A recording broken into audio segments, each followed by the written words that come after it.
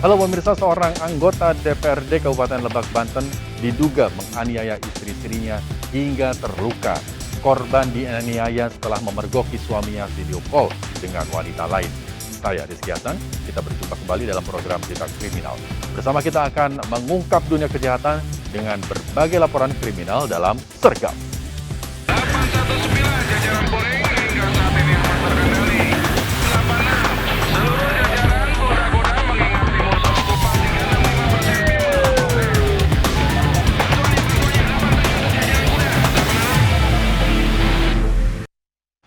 Pemirsa, seorang pelajar SMK tewas tertabrak truk setelah terjatuh dari motor. Teman korban selamat dan keluarga histeris melihat jasad korban di kolong truk.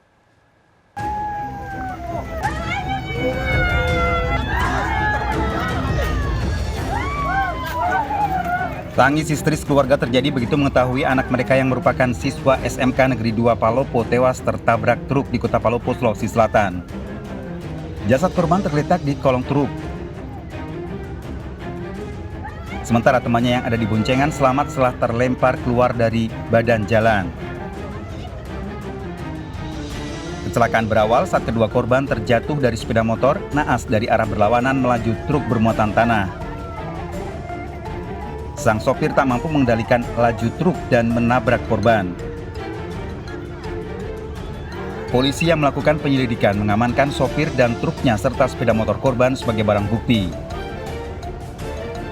Polisi masih menunggu hasil penyelidikan untuk mengetahui penyebab pasti kecelakaan. Sementara jenazah korban diambil keluarga untuk dimakamkan. Dari Palopo, Sulawesi Selatan, Nasruddin Rubak, iNews melaporkan. Pemirsa, 3 hari tak terlihat seorang guru madrasah ditemukan tewas di kamar kosnya di Medan, Sumatera Utara. Sepeda motor korban.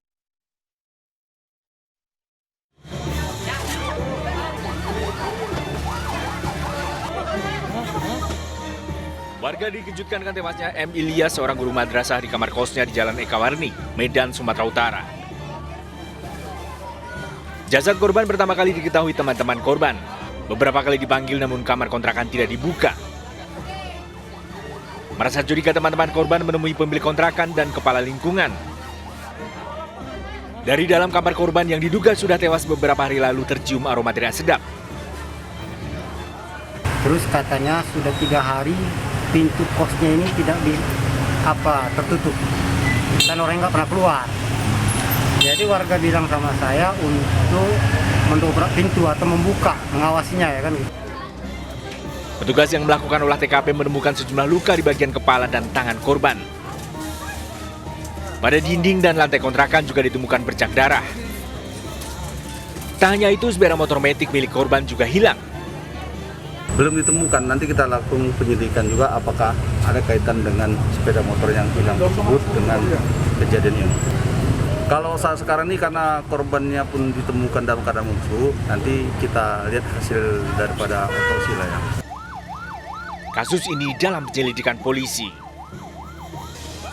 Dari Medan, Sumatera Utara, Ahmad Ridwan Nasution, iNews melaporkan.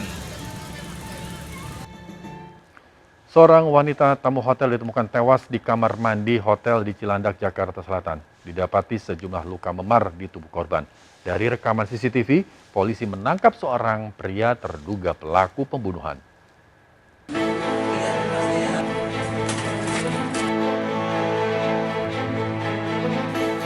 Pengelola hotel di Cilandak, Jakarta Selatan dikejutkan dengan penemuan jasad seorang wanita dalam kamar mandi pada sebuah kamar hotel di lantai 1. Petugas yang tiba di lokasi kejadian langsung menggelar olah TKP dan mengevakuasi jasad wanita LD ke rumah sakit guna dilakukan proses otopsi. Berbekal keterangan saksi dan rekaman CCTV hotel, AA, seorang pria ditangkap dari rumahnya di Bojonggede, Kabupaten Bogor, Jawa Barat.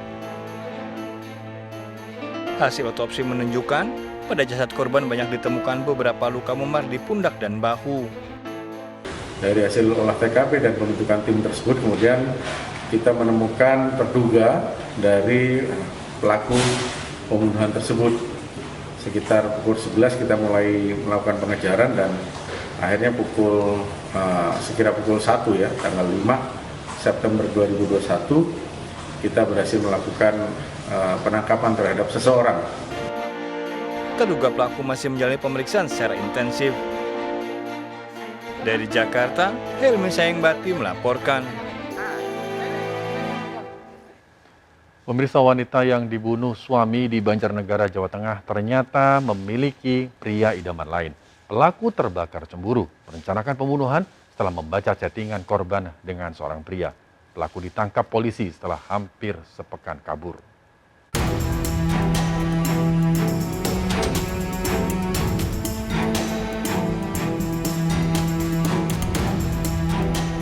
Yohana tewas di Jalan Desa Bakal, Batur, Banjarnegara setelah pulang dari tempatnya bekerja di pabrik jamur. Warga Bakal Batur sebelumnya sempat melihat seorang pria yang duduk di jok sepeda motor dan terlibat pertengkaran dengan Yohana. Namun tiba-tiba, jeritan dan permintaan tolong Yohana mengundang perhatian warga. Yohana terjatuh dengan luka senjata tajam di lehernya. Yohana sebelum meninggal masih sempat mengucap pelaku penganiayaan merupakan suaminya. Itu waktu itu saya minta tolong, berteriak-teriak sama ibu-ibu yang di situ. Ibu terus saya minta tolong, Bu, tolong itu diewang aja itu biar cepat tolong. Makanya ibu ke sana, ke sini kan. Siapa sing anu kenapa? Bojone nyong. Dia bilang suamiku. Setelah 5 hari buron, Randy, pelaku pembunuhan, ditangkap polisi di tempat persembunyiannya wilayah Wonosobo. Mengaku kebingungan setelah membunuh istrinya, Randy berpindah-pindah tempat. Dalam pemeriksaan di kantor polisi, Randy membunuh istrinya karena cemburu. Randy mengakui dengan Yohana sudah 2 bulan pisah ranjang dan belum bercerai. Randy menduga Yohana tergoda dengan seorang pria di media sosial sehingga memilih pisah ranjang. Selama menikah dengan Yohana, Randy mengaku tidak ada permasalahan ekonomi. Bukan permasalahan ekonomi, tetapi permasalahan kecemburuan karena yang diduga korban ini dia memiliki pil pria idaman lain.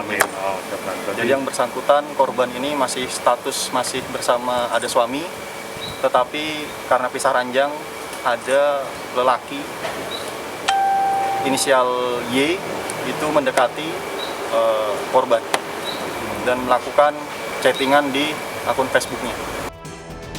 Kejadian berawal saat Yohana meminta pisah ranjang dengan Randy setelah 3 tahun menikah. Randy yang curiga kemudian membuka media sosial Yohana, ternyata sering melakukan chattingan dengan pria lain. Dibakar api cemburu, Randy membawa senjata tajam menunggu korban pulang bekerja. Yohana dicegat di jalan hingga terjadi pertengkaran. Randy menganiaya korban hingga tewas. Chatan tersebut pada tanggal 20. Nah, disitulah dia mulai terbakar api cemburu. Kemudian dia memantau terus chat-chatnya dari korban dan pil ini, dan dia di situ sudah merasa terbakar api cemburu dan merencanakan pada hari Minggu pagi. Tersangka terancam hukuman mati dengan barang bukti senjata tajam. Dari Banjarnegara, Jawa Tengah, Widodo Waluyo, iNews melaporkan.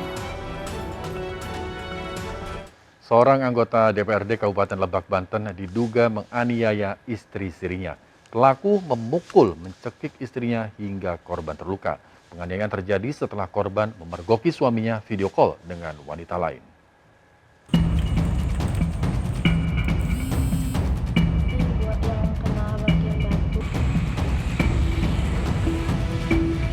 Kaca belakang mobil ini pecah akibat terkena lemparan batu.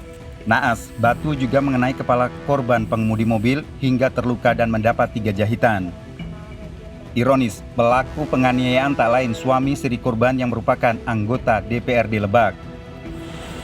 Kejadian berawal saat wanita berusia 23 tahun ini memergoki suaminya sedang melakukan panggilan video dengan wanita lain di sebuah kafe di Rangkas Bitung. Korban kemudian berusaha merampas handphone sang suami hingga memicu keributan dan pelaku menganiaya korban hingga terluka. Yang kena bagian batu pentalan batu, terus sempat ada pukulan juga di sini di kepala sama di rahang, di sini kena cekikan. Terus ini juga memar bagian pelipis sama tangan. Terus bagian dada di sini juga ada memar. Korban telah melaporkan kasus penganiayaan ini ke kantor polisi. Dari Lebak, Banten, Iskandar Nasution, iNews melaporkan. Terjerat kasus narkoba, artis komedian Coki Pardede memohon maaf menyesali perbuatannya. Coki Pardede kini menjalani rehabilitasi di RSKO Cibubur.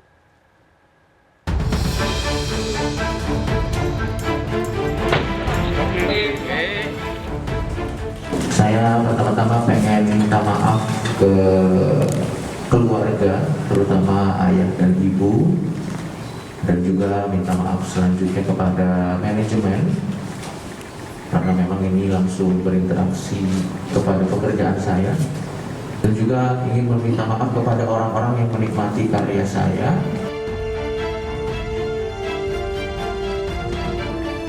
Menggunakan baju tahanan Polres Metro Tangerang Kota, komika Coki Pardede meminta maaf kepada keluarga, manajemen dan masyarakat luas atas kasus narkotika yang menjeratnya. Coki mengaku menyesali perbuatannya. Setelah permohonan asesmen rehabilitasi Coki Pardede mendapat rekomendasi dari BNN, Coki pun diantar menuju pusat rehabilitasi di RSKO Cibubur. Permohonan untuk pengajuan rehabilitasi. Jadi kita ketahui dalam perkara ini semua teman-teman juga sudah paham bahwa dalam perkara ini si Coki adalah pengguna, bisa dikatakan kita korban dari narkoba itu sendiri. Jadi permohonan ini kita terima ya. Kau tunjukin dulu barangnya mana? Penangkapan komedian Reza Pardede alias Coki Pardede setelah polisi menangkap WL di apartemen Pesanggerahan, Jakarta Selatan. Wanita ini memasok sabu kepada Coki sejak 2 tahun lalu. Dari situlah, polisi menggeledah rumah Coki di Pagedangan, Tangerang, Banten dan mendapati 0,3 gram sabu di dompetnya. Pengembangan terus dilakukan hingga pemasok sabu kepada WL berinisial RA ditangkap. Ketiganya ditetapkan sebagai tersangka dan terancam hukuman 6 tahun penjara. Dari Tangerang, Banten, Sukron melaporkan. Seorang pria memakai helm ojek online terekam CCTV mencuri HP milik pedagang ikan di Pasar Kebayoran Lama, Jakarta Selatan. Pelaku terus mengajak ngobrol korban untuk mengalihkan perhatian.